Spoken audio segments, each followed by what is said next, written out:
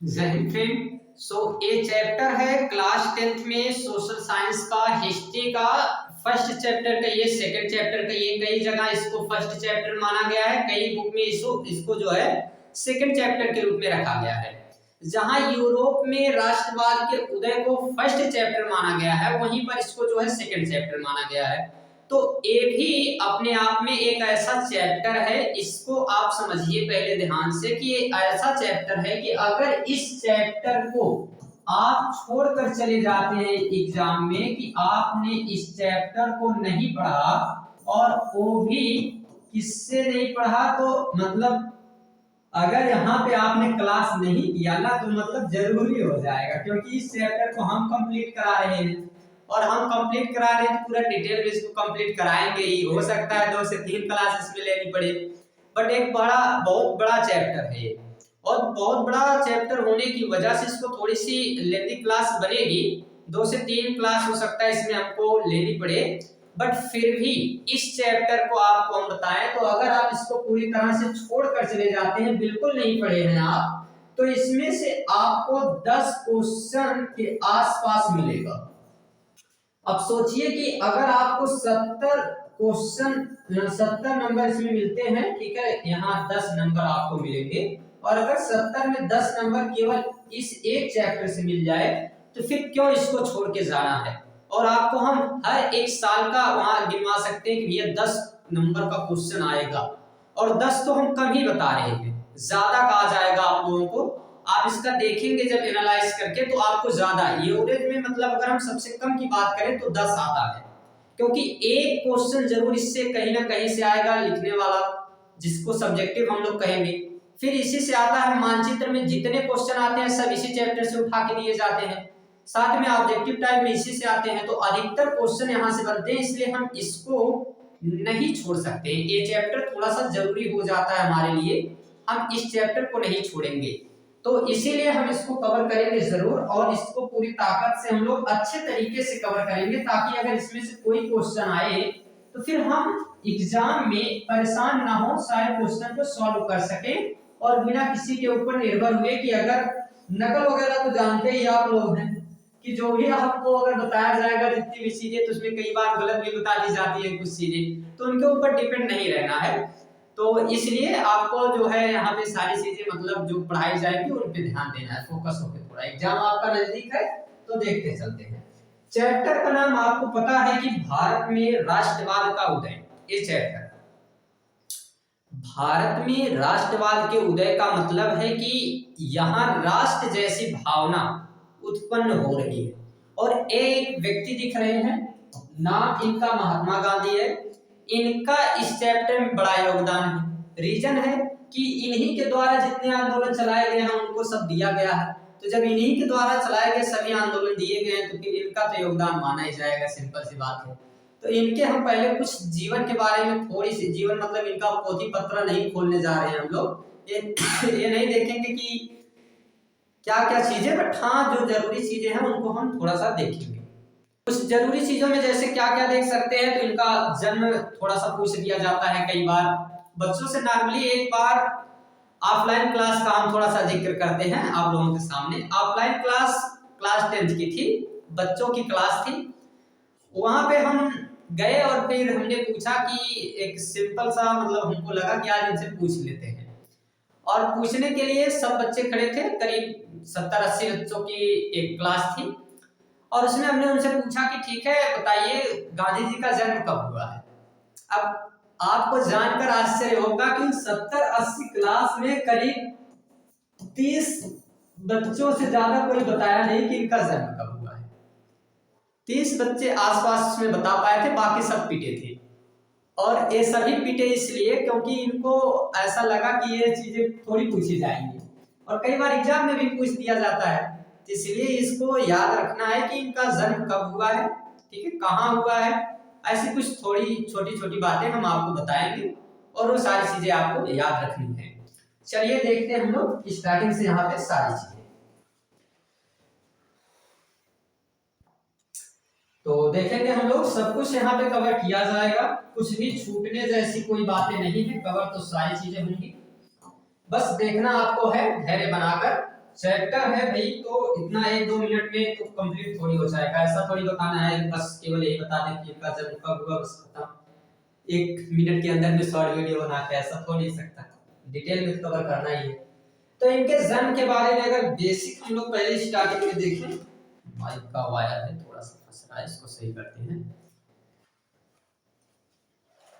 तो यहाँ पे हम अगर देखें तो सबसे पहले इनके जन्म के बारे में अगर हम देखते हैं तो इनका जन्म जो हुआ है वो 2 अक्टूबर 1869 ईस्वी को हुआ। 2 अक्टूबर 1869 ईस्वी, ठीक है।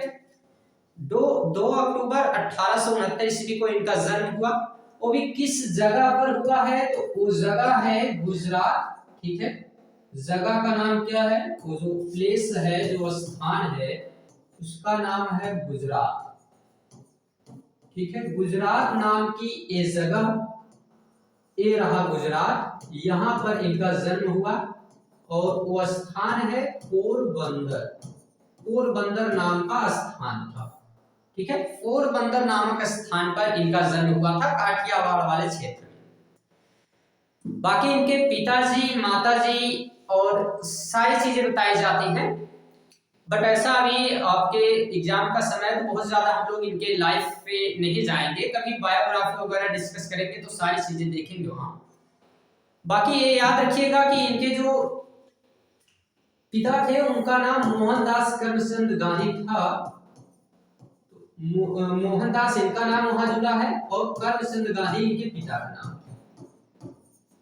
करमचंद गांधी इनके पिताजी का नाम था। जब इनका नाम बचपन में मोहनदास रखा गया तो वहां इनके नाम में पिताजी का नाम जोड़ के और इनका नाम मोहनदास करमचंद गांधी पूरा हो गया। तो इनके पिता का नाम है करमचंद गांधी, ये याद रखना है। बाकी माता इनकी थी पुतलीबाई, ये लगभग कुछ लोगों को पता है। एक पुतलीबाई इनकी माता थी, ठीक है। पुतलीबाई इनके माताजी का नाम था। और इनका जन्म हुआ 2 अक्टूबर जब 1869 में। तो फिर इनके जन्म के कुछ दिनों बाद यानी कि 1883 में अगर हम देखें तो 1869 तो इनका ये जन्म का समय है। और 1883 अगर हम देखें तो 1883 ईस्वी में 1883 ईस्वी में इनका विवाह हो जाता है महज 13 साल की उम्र में। और इसके बाद ये 1888 ईस्वी में चले जाते हैं ब्रिटेन।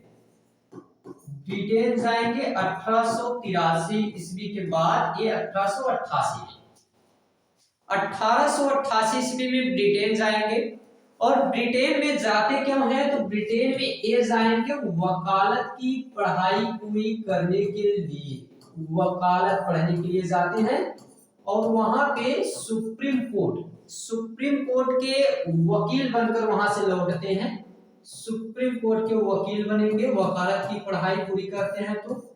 और यहां से जब वकील बन के लौटते हैं, जो सुप्रीम कोर्ट के वकील होते हैं तो उनको बैरिस्टर नाम दिया जाता है, ठीक है। वकालत में एक बड़ी पोस्ट होती है तो बैरिस्टर नाम इनको दिया जाता है। सुप्रीम कोर्ट के वकील बनकर आते हैं और लौट के यहां से कब आएंगे तो 1891 में लौट कर भारत आएंगे। और ये अभी जो भारत लौट के आए हैं ये पढ़ाई पूरी करके भारत आए हैं।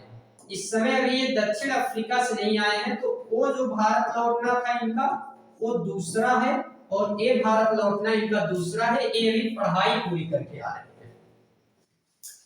और 1891 में जब ये पढ़ाई पूरी करके आते हैं तो इसी समय एक गुजरात के ये रहने वाले थे और गुजरात के ही एक प्रसिद्ध व्यापारी थे। गुजरात के ही एक प्रसिद्ध व्यापारी थे जो दक्षिण अफ्रीका में जिनका व्यापार चलता था, उनका नाम था दादा अब्दुल्ला। अब ये जो थे ये क्या करते थे तो इनका कुछ केस वहां चल रहा था। वे किसी मामले को लेकर कुछ केस था और इस केस के लिए एक केस के सिलसिले में कहते हैं 1893 ईस्वी में कि आप जो है वकालत की पढ़ाई पूरी करके आए हैं तो हमारे साथ चलिए। कहां? साउथ अफ्रीका चलिए। और साउथ अफ्रीका चलिए हमारे साथ, वहां हमारा केस है उसको आप सॉल्व कर दीजिए। अब गांधी जी उनका साथ देने के लिए चले जाते हैं, उनके साथ चले गए दक्षिण अफ्रीका। वहां तो बहुत सारी घटनाएं हुई हैं इनके जीवन में। जब हम लोग पढ़ते हैं तो वहां पे बहुत सारी घटनाओं को हमने देखा। वहां पे नेटाल कांग्रेस जैसे नेटाल कांग्रेस की स्थापना करते हैं। वहां पर इन्होंने इंडियन ओपिनियन नामक बुक लिखा। तो ऐसे बहुत सारे कार्य वहां पे किए, क्योंकि रीजन वहां था ना कि काले और गोरे लोगों के बीच में थोड़ा सा भेदभाव होता था, तो ये सारी चीजों को लेके, तो इसलिए फिर वहां की सारी चीजों को हम डिस्कस ना करते हुए अभी हमको यहाँ पे देखना है, इनको आगमन कराना है भारत में दक्षिण अफ्रीका से, और उसके बाद ही इनकी सारी कहानी शुरू होगी। तो फिर वहां से क्या करते हैं, लौट के आते हैं, और वहां से जब लौट के आएंगे तो 1893 में गए थे, और 1915 ईस्वी में जनवरी, यानी कि कितनी जनवरी, तो 9 जनवरी 9 जनवरी 1915 ईस्वी को ये लौट के आते हैं। कहां, तो ये 9 जनवरी 1915 ईस्वी को भारत में लौट कर आते हैं दक्षिण अफ्रीका से। और इनके एक गुरु थे, गुरु का हाथ तो बहुत ज्यादा होता है सारी चीजों में। तो इनके एक ऐसे गुरु थे जो जिनका नाम था कृष्ण गोपाल गोखले। वो इनसे बताते हैं कि देखिए भारत जा रहे हैं, तो एक बात याद रखिएगा कि वहां पर आपको ऐसे ऐसे लोग मिलेंगे जिनके लिए आप 100 अच्छा काम करिएगा वो चलेगा, बट एक अगर आप थोड़ा सा उनके लिए कोई बुरा काम कर दीजिए, वो उनके हित में ना हो, फिर आपको गालियां सुनने को मिल सकती हैं। और गांधी जी को ये बात जब पता चली तो इनको लगा कि ठीक है, बात कह रहे हैं, हो सकता है ऐसा ना, बाद में इनको खुद सामने पता चल जाता है, तो वो सारी चीजें इनको देखने को मिलती है। तो फिर ये क्या करते हैं, आते हैं और उनकी कुछ बातों को ध्यान में रखते हैं, और आने के बाद पूरा 1 साल यहाँ क्या करेंगे, भारत भ्रमण करेंगे, बढ़िया से घूमेंगे, कुछ नहीं छोड़ने वाले हैं, यहाँ पूरा भारत भ्रमण करेंगे। और भारत ये भ्रमण करेंगे तो भारत में पूरा घूमेंगे। 1916 पूरा 1916 तक भारत में घूम रहे हैं, 1 साल मस्त घूम रहे हैं, ठीक है। और ज्यादा से ज्यादा ये पैदल चलेंगे, ठीक है। और वो अभी नहीं चलना शुरू किए हैं, अभी सूट बूट में रहते थे, अभी ये सूट बूट में रहते थे। समय अब इनका कुछ दिन बाद आएगा जब ये अपना जो है दूसरा रूप धारण करेंगे, ठीक है। तो दूसरा रूप अभी नहीं धारण किए हैं, अभी वो समय आएगा तो फिर आएंगे उस रूप में। सॉरी फॉर दिस, एक खांसी आ जाती है बीच बीच में, बाकी इसलिए थोड़ा सा वीडियो हम स्टॉप कर देते हैं। आपको लगता होगा कि बार बीच में मतलब भूल तो नहीं जा रहे हैं और वीडियो स्टॉप कर देते हैं, ऐसा कुछ नहीं है।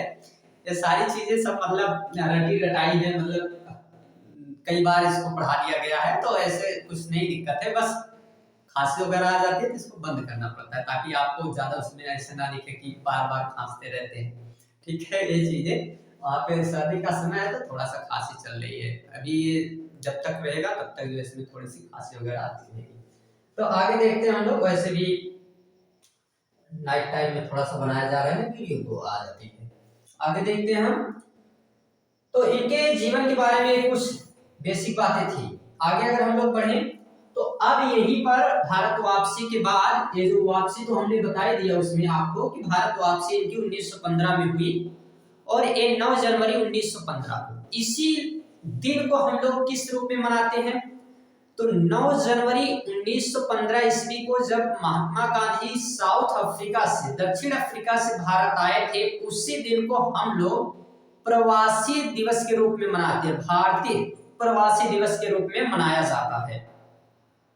तो इसे भारतीय प्रवासी दिवस के रूप में मनाते हैं हम लोग। और इस दिन जब ये लौट के आए तो 1 साल घूमने के बाद इसी समय बिहार के चंपारण जिला में एक मामला चल रहा था नील की खेती को लेकर। नील की खेती को लेकर क्या मामला चल रहा था कि 3/20वें भाग पर जो भी किसी की जमीन है उसके 3/20वें भाग पर, जिसे 3 कठिया पद्धति कहते थे, इस 3/20वें भाग पर नील की खेती होगी, ठीक है।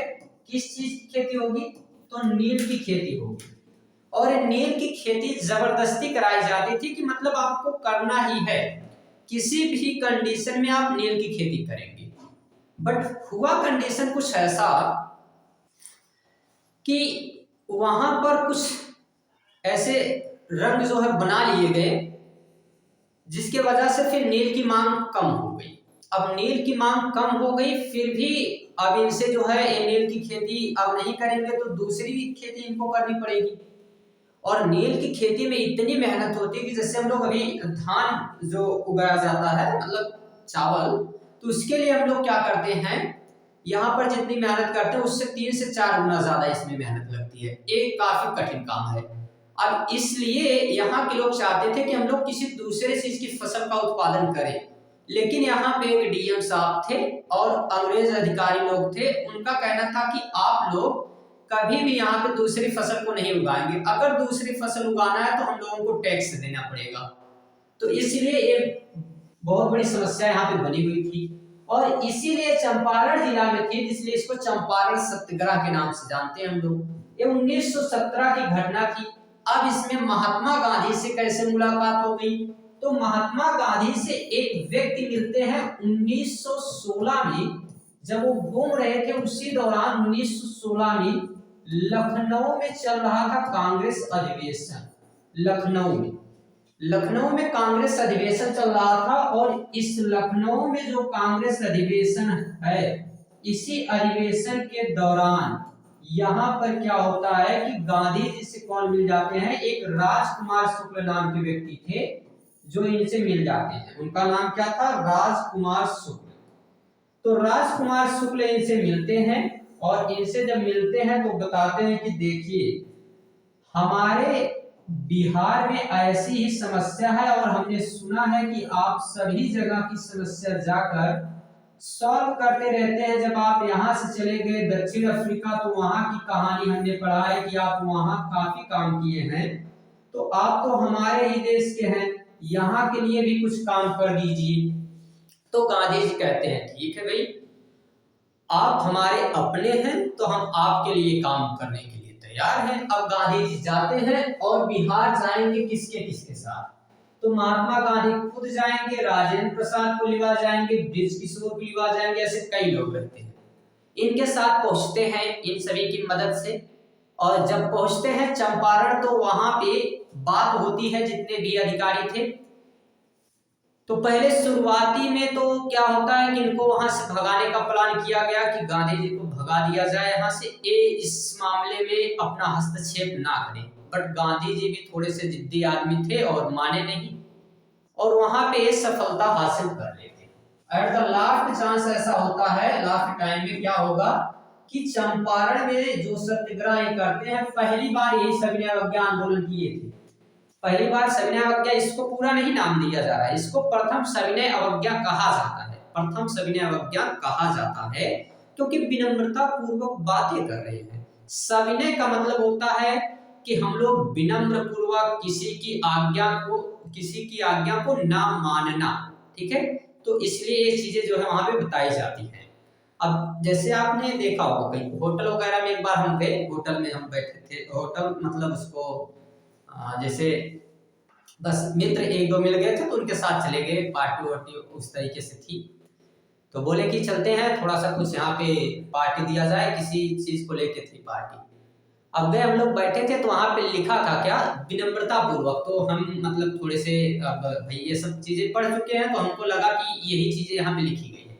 वहां लिखा गया था कि कृपया शराब पीना सख्त मना है। आप ये बात ध्यान से समझिए, कृपया लिखा गया है, मतलब सविनय यानी विनम्रता पूर्वक मना कर रहे हैं। अब विनम्रता पूर्वक मना करने का मतलब ये आ गया, कौन सा आंदोलन आ गया, सविनय अवज्ञा आंदोलन। हम बोले कि देख रहे हैं सर जी यहाँ पे क्या लिखा गया, ये सविनय अवज्ञा आंदोलन है। तो लोग बोल रहे हैं कि अब जहां जहां जाते हैं वहां आंदोलन ही चलाने लगते हैं। कि इसमें हम थोड़ी चला रहे हैं, लिखा गया जिसको हम बता रहे हैं कि आंदोलन मतलब यहाँ का है।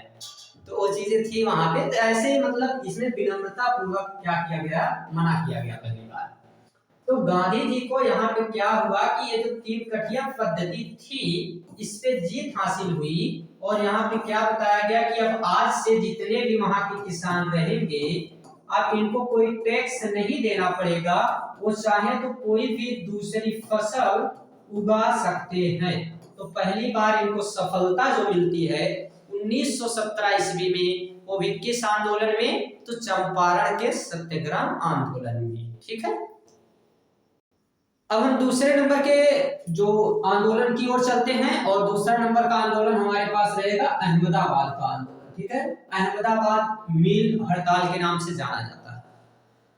ये अहमदाबाद मिल हड़ताल जो थी, ये कहाँ है, तो एक गुजरात वाला ये क्षेत्र है, गुजरात में अहमदाबाद।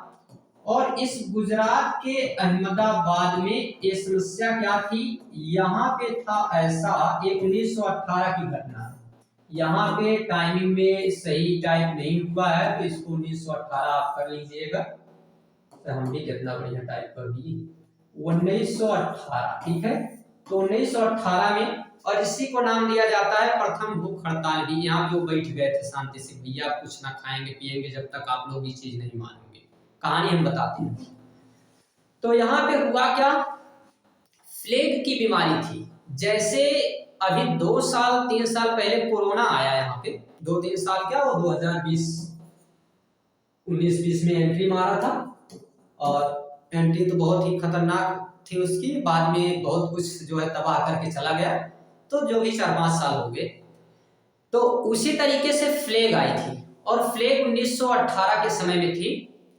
और फ्लेग की बीमारी की वजह से जितने मजदूर थे अपना घर द्वार छोड़ के, घर अपने जा रहे थे, काम छोड़ के अपना घर चले गए। तो जितने भी लोग थे अहमदाबाद से चले गए फिर घर पे, और घर पे चले गए तो यहाँ से अब मजदूरों की कमी हो गई। फैक्ट्री वगैरह में सारी जगह जो भी काम करने वाले लोग थे, वहां पे मजदूरों की कमी हो गई। तो फिर जो मालिक होते थे वहां के, जो कार्य कराने वाले लोग, ठेकेदार वगैरह, ये क्या करते थे, ये बोले कि आप आइए, जो भी मजदूर थे, आइए हम आपको 2 गुना पैसा देंगे, मतलब बोनस के रूप में हम लोग आपको 50% यहाँ पे बोनस देंगे। मतलब जितनी सैलरी आपको मिलती है उस सैलरी में हम 50% आपको एक्स्ट्रा बोनस के रूप में देंगे, बस आप लोग आ जाइए। अब मजदूर अगर उनको थोड़ा सा एक्स्ट्रा पैसा मिल रहा है, वो कभी नहीं देखते हैं कि कौन सी बीमारी है, कौन सी दिक्कत है वहां पे, इससे डजन मैटर, कोई फर्क ही नहीं पड़ता है उनको। मतलब पैसे से है भी, उनका घर चलाना है, वो बेचारे जाएंगे। और वो वहां पे जाते हैं तो ये इसी तरीके से सुन के कि जब 50% यहाँ पे हमको 50% ज्यादा मिल रहा है, हम चलते हैं और चले जाते हैं। फ्लेग की बीमारी थोड़ी सी कम ही हुई थी, अभी भी उसका असर था, जिससे यहाँ पे आने के बाद नहीं लोग जल्दी जाने का नाम नहीं ले रहे थे, बट वो लोग चले जाते हैं। और जाने के बाद इतने मजदूर वहां पे हो गए, मजदूरों की संख्या ज्यादा हो गई थोड़ी सी। ठीक है, अब मजदूरों की संख्या ज्यादा देख के ये लोग क्या करते हैं, जो वहां के मालिक लोग थे ना, ये ऐसा नाम दे देते हैं कि अब हम आप लोग ज्यादा हैं, तो इनको ज्यादा देख के क्या कहते हैं कि हम आपको सैलरी कितनी देंगे, तो ऐसा कोई हम एक्स्ट्रा बोनस वोनस नहीं देंगे, आपको हम कोई बोनस नहीं देंगे। अगर लेना ही है तो बोनस केवल हम 20% दे सकते हैं। बात तो हुई थी 50% बोनस की, अब वहां से आने के बाद 20% बोनस दे रहे हैं। फिर भी मजदूर लोग ये अपने खुद से सोच लेते चलिए भाई हम भी उतने दूर से आए हैं और ये भी अब बुलाए लिए हैं, ज्यादा लोग हो गए हैं, तो ठीक है फिर हम लोग, कोई बात नहीं है, थोड़ा सा इसको डाउन कर देते हैं। तो मजदूर बोलते हैं कि ठीक है भाई 35% दे दीजिए, ज्यादा नहीं, अगर 50 नहीं आप दे रहे, 50 बोले ही थे आप, तो 50 नहीं दे रहे तो फिर हमको 35 दे दीजिए, मतलब 35% तो दे ही दीजिए। बट इस पे भी ये लोग एग्री नहीं होते हैं, अब इनको 50% भी देने के लिए तैयार नहीं है, 35% भी। तो इसलिए अब यहाँ पे कौन आएंगे, तो यहाँ पे आएंगे महात्मा गांधी, इसमें भी शामिल होंगे। और यहाँ पे जब महात्मा गांधी शामिल होंगे तो कौन जाएंगे इनके साथ, इनके साथ जाएंगे एक अंबाला। ठीक है, अंबाला साराबाई की बहन थी अनुसुईया बेन। अनुसुईया बेन और अंबाला साराबाई की जो बहन अनुसुईया बेन है और महात्मा गांधी, ये सभी मिलके जो है इधर पहुंचते हैं कि चलिए जो है वहां पे क्या किया जाए, इनसे कहा जाए कि ठीक है हम लोग क्या करेंगे, यहाँ पे हम लोग जाके ये कहेंगे कि भैया इनको बोनस दिलवाना है। अब बोनस दिलवाने की बात यहाँ पे आती है तो गांधी जी जाएंगे, तो बात होती है वहां पे जो मिल मालिक थे इनसे जब बात होती है तो ये लोग क्या कहते हैं, ये बोलते हैं कि देखिए हम आपको दे नहीं सकते हैं, ये जो भी पैसा चाहिए ये हम 50% तो नहीं देंगे। तो बोलते हैं ठीक है 35 दे दीजिए, तो बोलते हैं 35 भी नहीं देंगे। तो महात्मा गांधी पहली बार भूख हड़ताल करते हैं और बोलते हैं अब हम नहीं खाएंगे, और तब तक नहीं खाएंगे जब तक इनको मिल नहीं जाता है पैसा। अब इस बात से ये लोग, पहले तो इनको लगा कि ये आदमी आया है नहीं खाएगा इससे हमारा क्या नुकसान हो जाएगा, बट बाद में लगा कि ये आदमी इतना भी आसानी से इससे नहीं निपटा जा सकता है। तो लास्ट चांस में ये लोग क्या करते हैं, अभी बाद में तो कुछ ना कुछ करना ही पड़ेगा, तो बाद में ये लोग क्या करेंगे कि 35% बोनस देने के लिए तैयार हो जाएंगे। बाकी वो पूरी कहानी हम बताते हैं, वो डिटेल में जब हम लोग चर्चा करते हैं। अभी तो वन शॉट मतलब बहुत सारी चीजें इसमें डिस्कस करनी है, तो पूरी कहानी आपको बताने में ज्यादा समय ऐसा लग जाएगा। अभी हम बोलते हैं उसको पूरा कि पहले ये लोग बोल देते हैं, अच्छा बता ही देते हैं आपको थोड़ी सी कहानी, कोई बात नहीं है। पहले शुरुआती में क्या हुआ कि जब मालिक से बोलते हैं, यहाँ के जो मकान मालिक मिल मालिक थे, इनसे बोलते हैं कि देखिए इनको दे दीजिए। अब ये बोला कि देखिए हम इनको कितना देंगे, हम इनको देंगे 35%, ठीक है। और एक गांधी जी क्या बोलते हैं कि आप दो चीज, या तो इनकी सैलरी दोगुनी कर दीजिए, ठीक है, इनकी सैलरी या तो आप दोगुनी कर दीजिए, या फिर इनको क्या कर दीजिए कि आप 50% बोनस दे दीजिए, क्योंकि आपने 50% बोला था। तो फिर वो लोग कहते हैं कि ये आदमी बड़ा ऐसा लग रहा है भैया, इसको जो भी कहना है जल्दी कहो ना, तो ये दोनों लेके चला जाएगा। तो इस बात से ये लोग क्या कहते हैं कि ठीक है हम 35% इनको बोनस देंगे। अब जब 35% को तैयार होते हैं तो गांधी जी कहते हैं कि देखिए अब हम 35% नहीं जानते हैं। ये आके जब बताते हैं 35%, तो वहां के मजदूर जो थे इनको लगता है कि गांधी जी को 50% मिला होगा, ये कुछ टैक्स ले लिए होंगे हम लोगों से, मानी घूस ले लिए हैं। अब इस बात से गांधी जी को बड़ा खराब लगा कि बताइए हम इनके लिए इतना काम कर रहे थे, ये हम ही को चोरी लगा रहे हैं। तो उनको बात याद आती है कू वाली की, जब बताया गया था पहले भैया घूम लिया बढ़िया से, ताकि बाद में वहां के लोग बड़े खराब हैं। तो ये चीज जब जानकारी इनको मिल जाती है तो ये क्या करते हैं, ये अब जो है फिर से भूख हड़ताल पे बैठेंगे। अब वो लोग बोलते हैं कि अब काहे भूख हड़ताल पे बैठ रहे हैं, तो बोलते हैं आप इनको या तो सैलरी दीजिए या तो फिर इनको इसी वक्त जो भी पैसा वैसा है दिलवाइए 50%। तो बाद में मजदूर लोग कहते हैं कि नहीं जाने दीजिए, अगर ये 35% दे रहे हैं तो ठीक है, हमको 35% चाहिए। तो 35% बोनस जो है ये देने को तैयार हो जाते हैं और 35% बोनस मजदूरों को दिया जाता है, ठीक है। तो यहाँ पर भी इनको सफलता मिल गई, 2 आंदोलन कर चुके हैं, 2 आंदोलन में इनको सफलता मिल चुकी है। अब इनको लगा कि बढ़िया समय चल रहा है, अब बढ़िया समय चलेगा तो थोड़ा सा हम करते हैं आराम।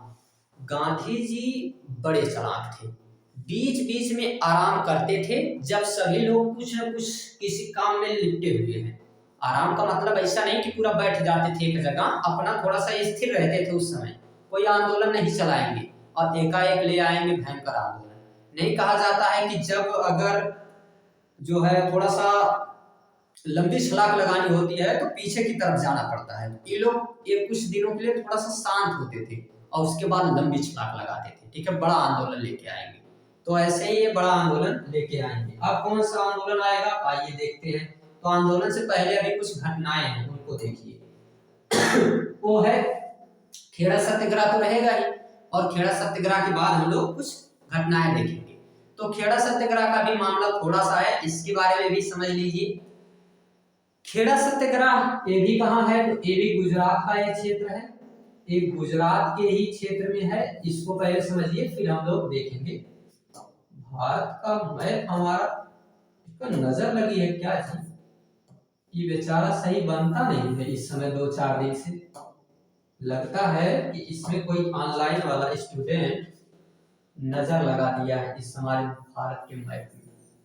तो इसमें देखिए ये रहा गुजरात, ठीक है, और ई है जब गुजरात तो यहाँ पे है खेड़ा, खेड़ा, खेड़ा नाम की जगह है।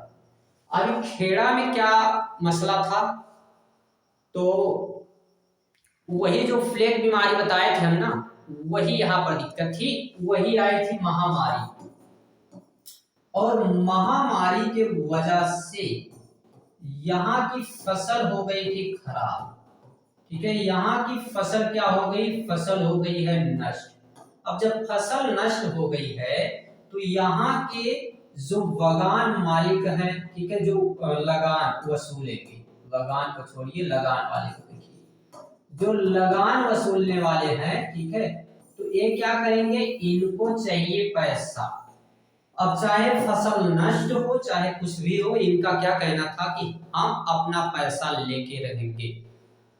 अब ये अपना पैसा लेने पे तुले हुए हैं, और इधर ये बेचारों की फसल नष्ट हो गई है, और नियम वहां पे ये था कि जिनकी फसल अगर 50% से ज्यादा खराब है तो टैक्स नहीं देंगे, बट यहाँ पे 50% से ज्यादा भी फसल खराब थी। अब ये लोग टैक्स तब भी जबरन टैक्स ले रहे थे, जबरदस्ती भी वहां से आए थे और अपना खुद से छोड़ ओढ़ के आए हैं, यहाँ समझ रहे हैं कि अपने खुद का जो घर समझते थे, जबरदस्ती बेचारे छीन झपट लेते थे। और इस वजह से ये लोग क्या किए कि यहाँ पे इनसे जबरदस्ती टैक्स लिया जा रहा था। अब जबरदस्ती इनसे टैक्स लिया जाएगा तो ये बेचारे बड़े परेशान थे कि अब क्या किया जाए, हमको टैक्स देना ही पड़ेगा किसी न किसी कीमत में। और ये लोग टैक्स देने के लिए तैयार हो गए। यहाँ के जो किसान थे, किसानों का मामला था, और किसान लोग यहाँ पे टैक्स देने के लिए तैयार हो जाते हैं।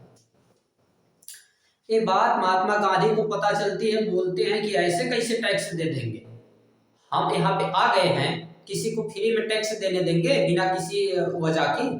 तो आते हैं और ये टैक्स देने के लिए मना करेंगे। तो पहले भेजेंगे यहाँ सरदार पटेल को, सरदार वल्लभ भाई पटेल को भेजा जाएगा गांधी जी के द्वारा कि आप जाइए और थोड़ा सा वहां देखिए, वो चीज वहां संभालिए थोड़ा सा। अब पहुंचते हैं तो उनकी बातें कोई लोग नहीं ढंग से सुनते हैं, तो फिर गांधी जी पहुंचेंगे।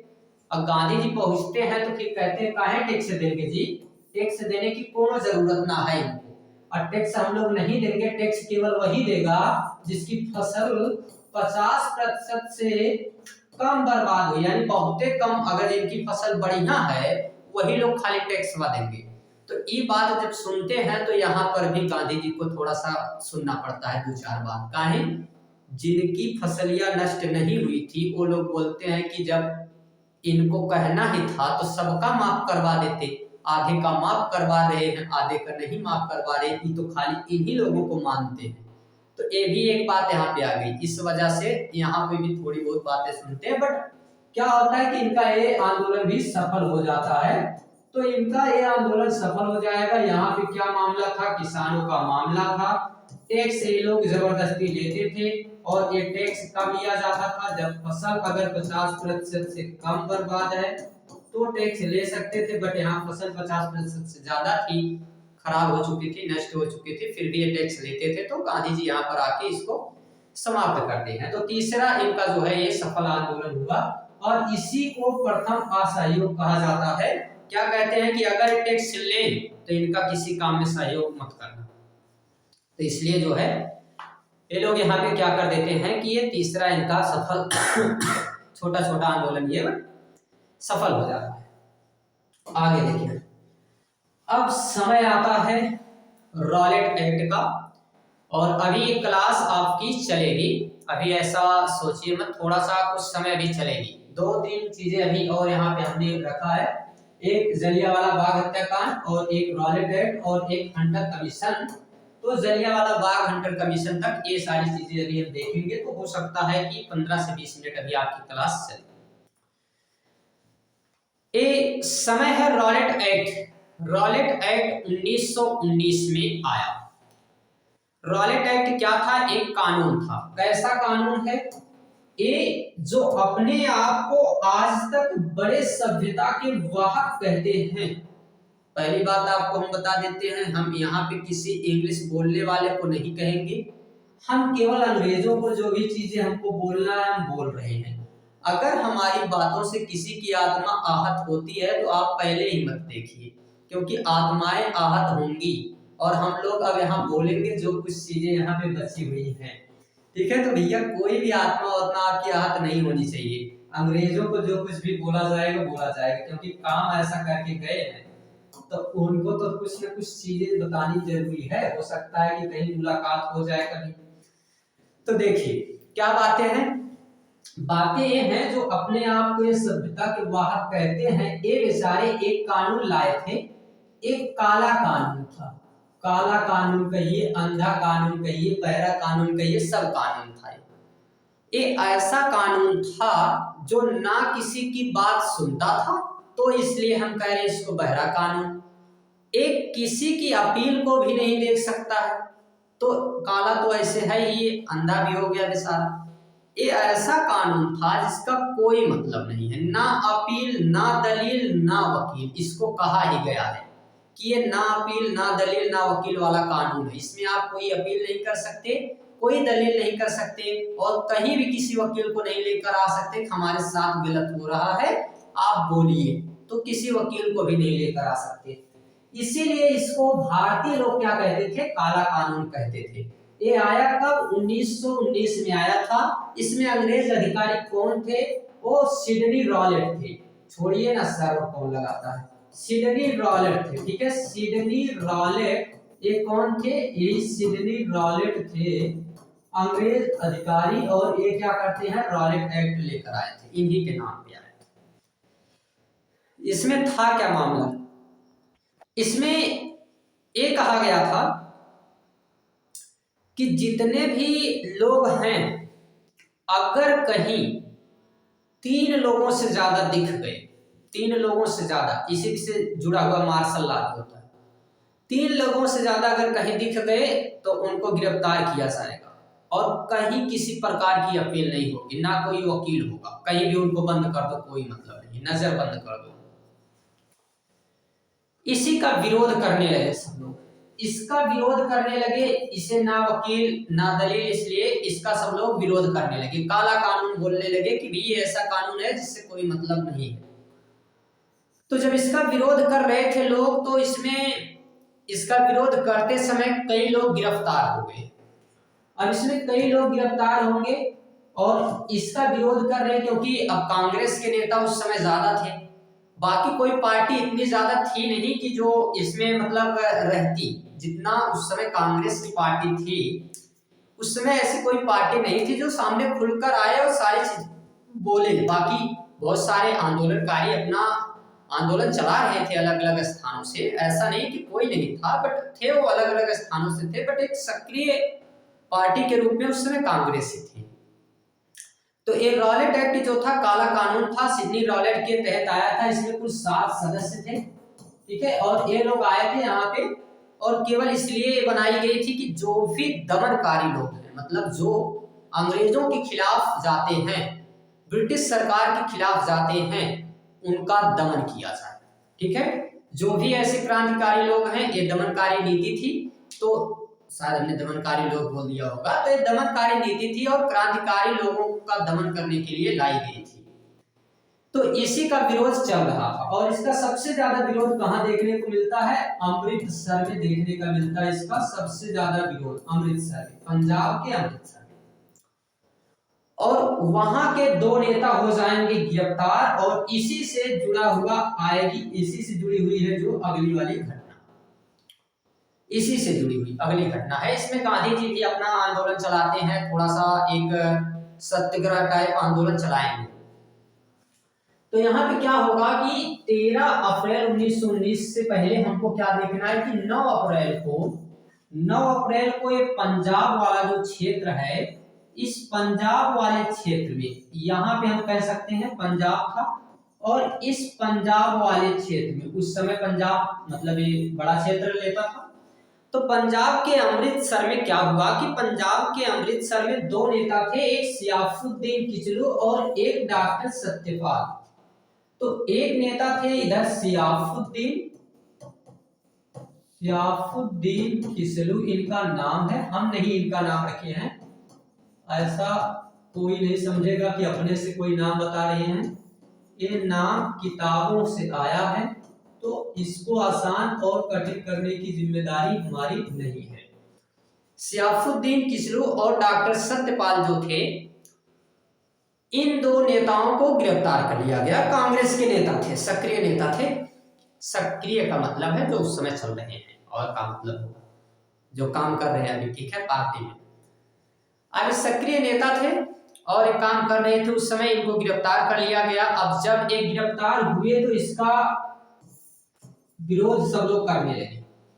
अब इसका विरोध सभी लोग करने लगे तो इसी समय क्या हुआ कि अब उस समय में पूरे क्षेत्र में मार्शल लॉ लागू किया गया और उसका जिम्मेदारी जो दी गई उस पूरे अधिकारियों में सबसे जो एक ग्रेड का अधिकारी किसको बनाया गया, किसको जिम्मेदारी दी गई, तो एक व्यक्ति था जनरल रेजिनाल्ड डायर, जिसको आर डायर के नाम से जानते हैं। एकदम दुष्ट किस्म का आदमी ये था। ये आदमी, इसको ना कहे तो बढ़िया है, ये ऐसा व्यक्ति था जिसको जिम्मेदारी मिली थी और ये बिना कुछ सोचे समझे थोड़ा सा काम करता था। इसके पास थोड़ा माइंड जो है कम था। तो ये जनरल रेजिजेंट जो रेजिनाल्ड डायर करके व्यक्ति था, ये क्या किया, इसको जिम्मेदारी वहां के क्षेत्र की दी गई, अधिकारी था ये, ठीक है। अब पता नहीं कैसे हुआ होगा, वही जानेगा। तो यहाँ पे जो अधिकारी था ये क्या किया कि 13 अप्रैल 1919 को 13 अप्रैल 1919 को इस क्षेत्र में एक स्थान है